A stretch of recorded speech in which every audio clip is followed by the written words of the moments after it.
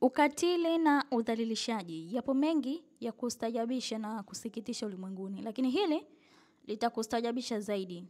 Sijui dunia inaelekea wapi, lakini kufikia hatua ya mwanamke kumdhalilisha mwanamke mwenzake tena kwa sababu ya mwanaume inasikitisha sana tena sana.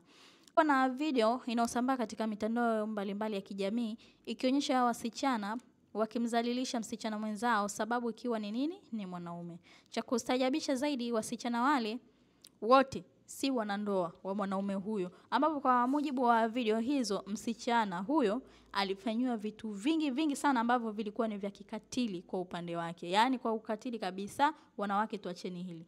Lakini tunajua kwamba wanachuo huvumilia mengi sana na wanapitia mengi sana tena ya kuumiza. Lakini kwa nini nafikia hatua watu wanadhalilishana kwa mambo kama haya? Mbali na yote hayo, tunaipongeza serikali yetu ya Tanzania kupitia waziri wetu wa dhamana kwa kuweza kuingilia kati swala hilo, Mheshimiwa Dr. Dorothy Gwajima, ambapo waliweza kuandika katika Instagram yake.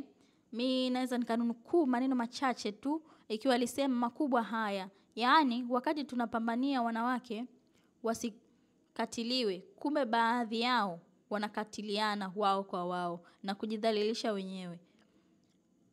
Wao waliomfanyia mwenzao hivyo ni jambo baya ambalo halina utu na ni ujinga wa hali ya juu. Sijaweza kumaliza nukuu yote kwa sababu nukuu ile ni ndefu sana. Mimi nimeweza kuchukua nukuu kipande tu na kuwasomea. Lakini hii inaonyesha namna gani serikali yetu ilivyokuwa imara kwa kuendelea kukemea vitendo vya udhalilishaji. Inashangaza sana wanawake wa sasa.